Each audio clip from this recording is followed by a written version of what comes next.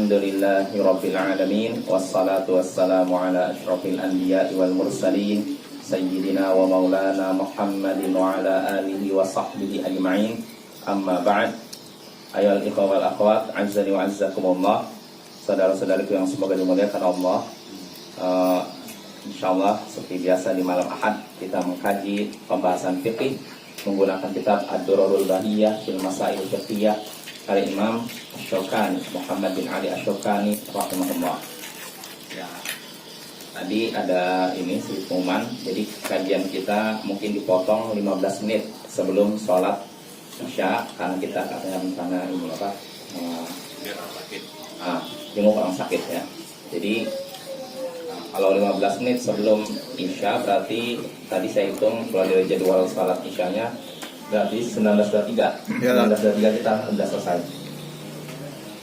Kita mulai Bapak. Jadi pembahasan kita pada pertemuan sebelumnya masih faslu ghuslil mayyit. Ghuslil mayyit. Pasal tentang memandikan mayit. Ya. Jadi pada pertemuan sebelumnya sudah kita singgung semua pembahasan tentang memandikan mayit. Di antaranya yang disebutkan oleh Imam Asy-Syaukani, wa yajibu waslul mayyitil muslim 'alal ahya. Wajib memandikan mayit muslim atas orang-orang yang masih hidup. Wal qaribu aula bil qaribi idza kana min jinsi. Dan seorang kerabat, keluarga lebih pantas memandikan jenazah kerabatnya jika dia satu jenis. Maksudnya laki-laki sama laki-laki, perempuan-perempuan. Wa ahaduz zawjain bil akhar. Begitu juga pasangan suami istri. Suami lebih berhak memandikan jenazah istrinya daripada laki-laki lain. Begitu juga istri lebih berhak memandikan suaminya daripada suami lebih berhak memandikan istrinya daripada wanita yang lain. Dan istri lebih berhak memandikan suaminya daripada laki-laki yang lain. Ini yang kita bahas pada pertemuan sebelumnya. Lalu pada pertemuan sebelumnya juga disebutkan oleh Imam Asy-Syaukani, wa yakunul ghuslu thalathan aw khamsan aw akthar bima'in wa sidrin wa fil akhirati kafurun. Dan pemandian mayit, memandikannya itu 3 kali sucian atau 5 atau lebih dari itu dengan air dan bidara. Dan di pembasuhan terakhir disertai dengan kafur barus ya. Lalu berikutnya yang disebutkan oleh Imam Asy-Syaukani wa tuqaddamul mayamin, dan hendaknya anggota bagian kanan didahulukan dalam hal memandikan. Jadi mandikan bagian kanan, anggota wudhu dulu, lalu setelah itu bagian kanan. Lalu berikutnya yang terakhir wala yughsalu syahid. Orang yang mati syahid tidak dimandikan. Maksud syahid di sini orang yang mati dalam jihad, peperangan melawan orang kafir. Nah, kalau ada orang meninggal di peperangan seperti ini maka dia tidak dimandikan. Dalilnya apa? Karena Rasulullah SAW tidak pernah memandikan seorang sahabatnya yang mati syahid dalam peperangan. Ya, jadi ini tidak dimandikan. Tidak ada satupun hadis yang menyebutkan Rasulullah pernah memandikan seorang sahabat yang mati syahid. Padahal saya mau nanya, yang mati syahid di zaman Rasulullah banyak atau sedikit? Banyak, tidak terhingga. Sangat banyak. Tapi tidak ada satupun hadis yang menyebutkan, oh sahabat yang meninggal sudah saya mandikan. Tidak ada. Hikmahnya apa Bapak-Bapak? Karena darahnya menjadi saksi. Ya, nanti orang yang mati syahid akan dibangkitkan dalam keadaan seperti dia meninggal. Terlihat lukanya, darahnya. Launuhu launud dam wa rihuhu rihul misk, kata Nabi. Warna darahnya warna merah, warna darah, tapi aromanya aroma minyak kasturi. Ini orang kemuliaan yang Allah berikan kepada orang yang mati syahid ya. Jadi ketika dibangkitkan apa? Oh, ini orang mati syahid berarti dia. Dia ketika dibangkitkan orang bajunya dalam keadaan robek-robek keluar darah, tapi itu wangi. Lebih wangi daripada seperti wangi minyak kasturi. Nah, ini kalau mati syahid dalam pertempuran, lantas disebutkan dalam hadis bahwa syahid itu ada 7. Orang mati syahid di antaranya orang yang mati kena ta'un, wabah ta'un. Ya, corona sebagian ulama menyamakan dengan ta'un. Maka kalau orang mati corona berarti dimasukkan ke syahid. Begitu juga orang yang mati karena sakit perut, mati karena apa? Tertimpa bangunan, mati karena melahirkan, dan ada berapa lagi yang disebutkan.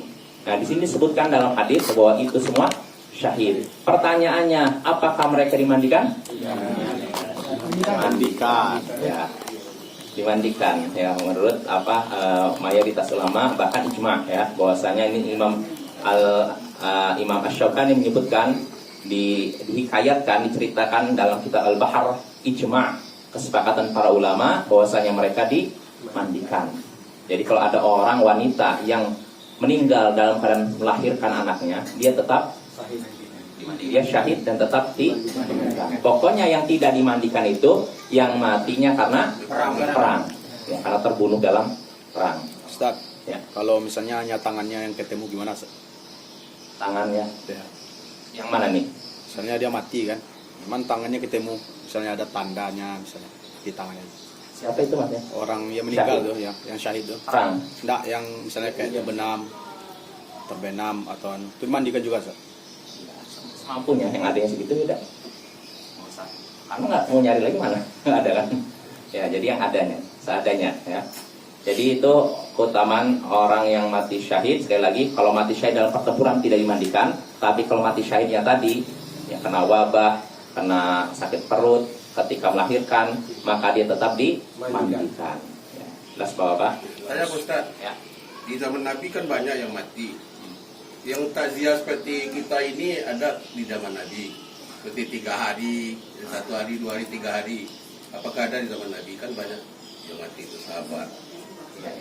Ya, takziah itu kan artinya menghibur orang yang menghibur keluarga mayit, keluarga orang yang meninggal. Ya, menghibur orang mayit, takziah ini disyariatkan. Lagi apa? Sebagaimana hadis masyhur, ma min mu'min yu'azzi akhahu bi musibatin illa a'tahu Allah min hulalil karamati ma syaa. Tidaklah seorang muslim bertakziah, menghibur saudaranya yang tertimpa musibah, kecuali Allah akan memberikan kepadanya pakaian kehormatan yang dia kehendaki. Artinya orang yang bertakziah, menghibur saudara yang meninggal, akan Allah berikan kemuliaan, diberikan pakaian kehormatan. Nah, ini menunjukkan disyaratkan takziah. Dan takziah menurut pendapat yang kuat, kalau tidak salah jumhur ulama membatasi 3 hari. Tidak lebih dari 3 hari, namun pendapat yang kuat, takziah tidak dibatasi, bisa 3 hari atau lebih. Ya, bisa jadi, kenapa bukan 3 hari saja? Bisa jadi ada orang, misalkan ada wafat di Pariaman, saya baru bisa berkunjungnya 1 minggu berikutnya, maka nggak apa-apa takziah. Dan takziah juga boleh setelah mayat dikuburkan, dan boleh sebelum mayat dikuburkan. Nah, itu takziah. Takziah itu datang, kita ke rumah mayit lalu mengucapkan belasungkawa, duka, mendoakan keluarganya, sabar ya, semoga yang meninggal ini diterima di sisi Allah. Kita doakan, setelah itu pulang. Bisa ketemu di rumahnya, bisa ketemu di pasar, bisa ketemu di masjid.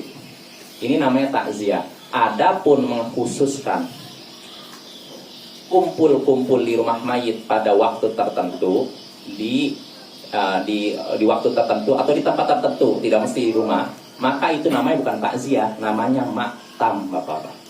Dan maktam, kata Imam Asy-Syafi'i dalam kitab Al-Um, wa akraul maktam wa hiyal jamaah wa illam yakun fihi buka. Aku tidak suka maktam. Maktam itu berkumpul-kumpul di rumah mayit. Dalam rangka apa kira-kira? Ya, takziah itu kumpul-kumpul. Nah, aku tidak suka maktam, berkumpul-kumpul di rumah mayit walaupun tidak ada tangisan situ. Nah, jadi Imam Syafi'i sendiri mengatakan tidak suka. Dan tidak sukanya Imam Syafi'i, tidak sukanya ulama dahulu, identik haram. Ya, walaupun ulama belakangan disebut tidak suka, artinya makruh. Nah, anggap Bapak-bapak, kita maknakan itu makruh.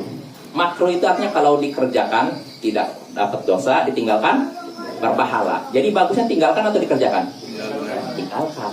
Nah, jadi kalau berkumpul-kumpul di rumah mayit pada hari ke-1, 2, atau 3 dan semacamnya, atau kadang sebagian daerah ada yang sampai 7 hari, ada yang 40 hari, 100 hari, 30 hari, 1000 hari. Nah, seperti itu perkara yang terlarang, bukan bagian dari Islam. Kalau bagian adat istiadat ya silakan, itu ada.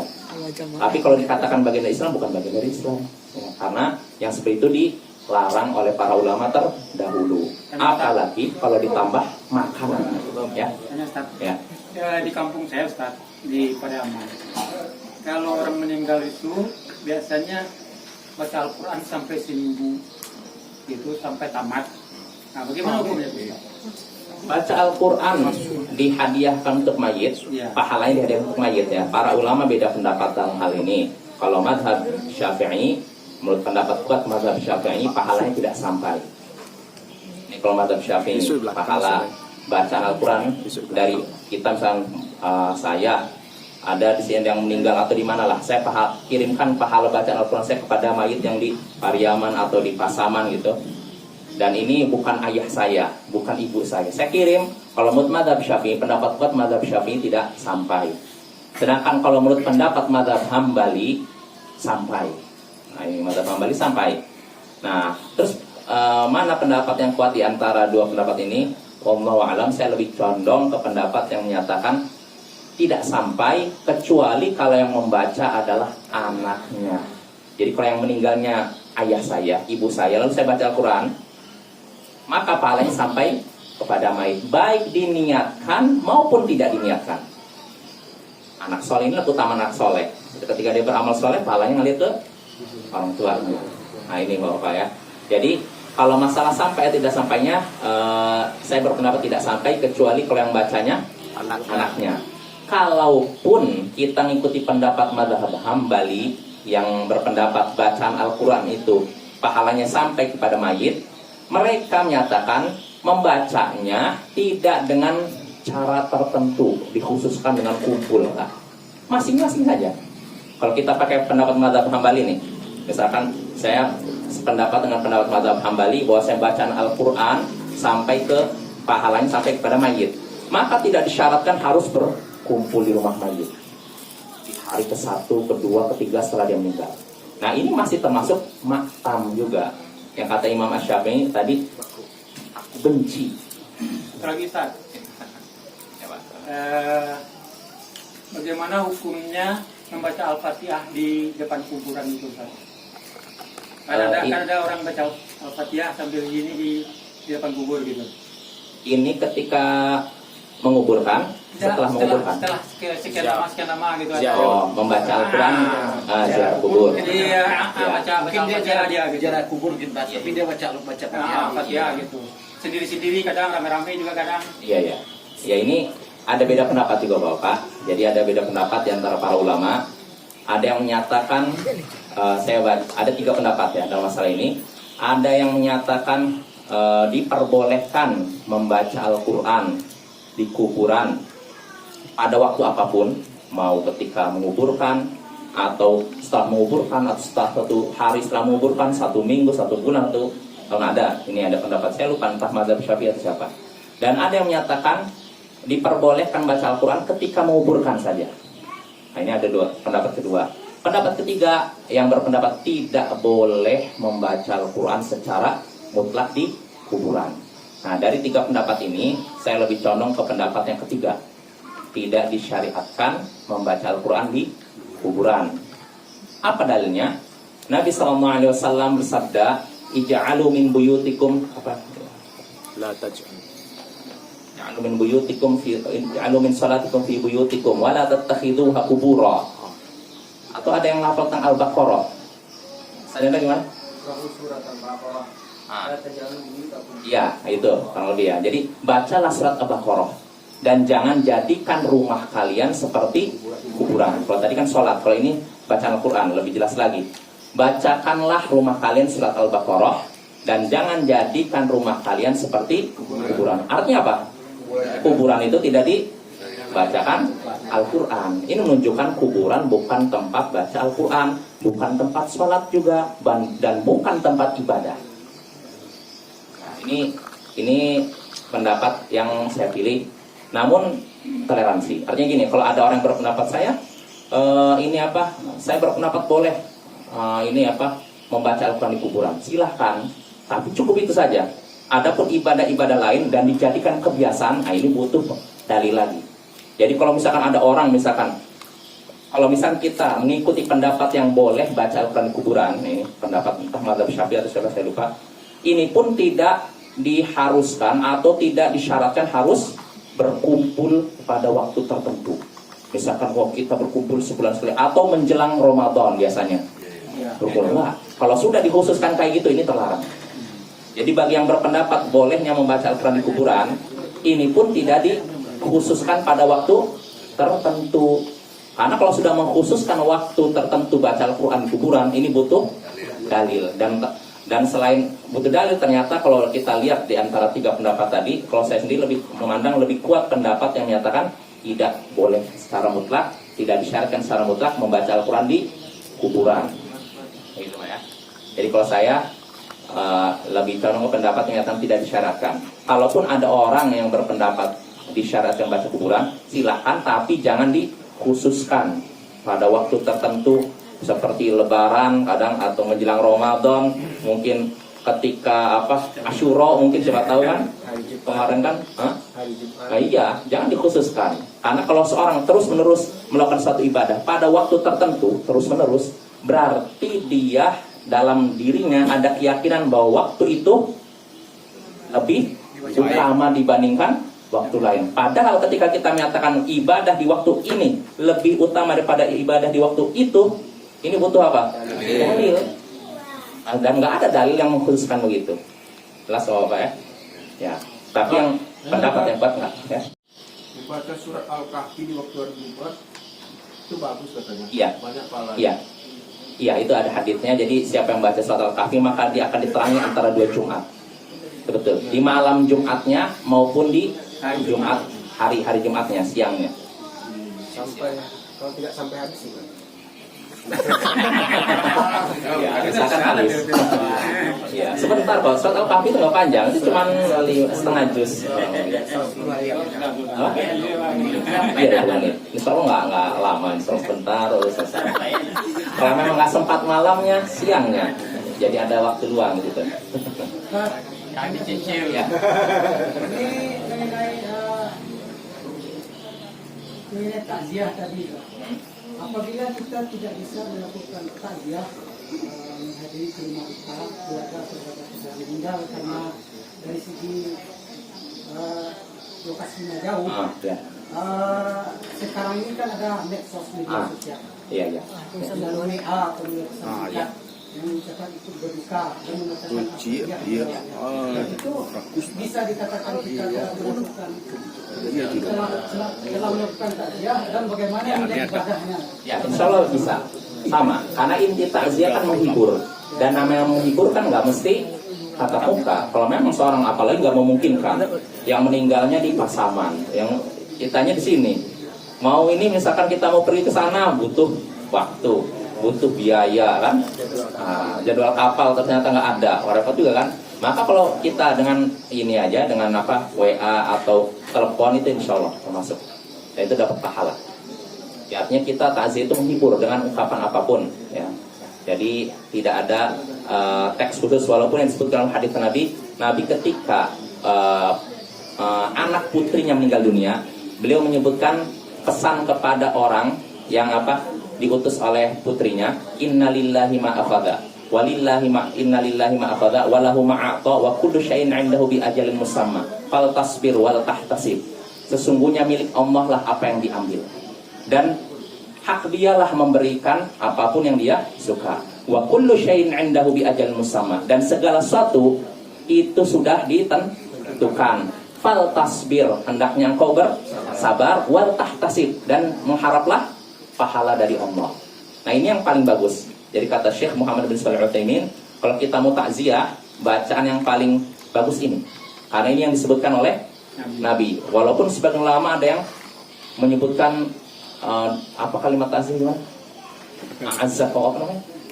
Saya lupa itu, ada yang disebutkan sebagian ulama, tapi itu cuman susunan dari para ulama, enggak sesuai tidak disebutkan oleh Nabi. Yang lebih afdal tentu saja yang disebutkan Nabi. Walaupun kita kalau mau pakai bahasa Indonesia pun boleh kan, menghiburkan, sabar ya, semoga almarhum misalkan diterima di sisi Allah. Ini kan takziah kan? Boleh tidak? Boleh. Tapi kalau tanya yang afdalnya, Apakah dengan susunan kalimat kita atau Dari Rasul. dari Nabi? Dari Nabi. Nabi, kan. Kalau kita mau yang afdal tadi bawa saya. Tapi kalau yang repot saya mau hafal, nanti mau ngomong innalillah. Ya sudah semampunya. Dengan bahasa kita aja. Kalau yang kan baru-baru ini Ustaz apa kayak karangan bunga gitu dikirim ke tempat orang India itu nggak apa-apa itu. Artinya tasyabbuh, apa meniru orang kafir. Bazir, Zat. Iya, mubazir. Nggak perlu seperti itu.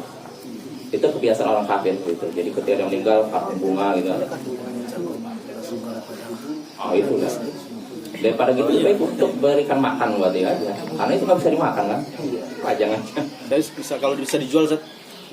Bisa dijual ya. Jual untuk apa lagi? Dijual bunganya itu dijual. Atau apa? Ya jelas Bapak ya, itu masalah memandikan mayit. Lalu ada lupa yang satu lagi pembahasan memandikan mayit. Kan tadi kan seorang muslim wajib memandikan mayit muslim kan. Nah pertanyaannya, kalau yang meninggalnya janin yang keguguran, nah gimana nih? Apakah dimandikan atau tidak? Lihat umurnya dulu. Insya Allah jawabannya pada pertemuan berikutnya. Kan waktunya habis. Kan 19.23 ya. Cukup ya.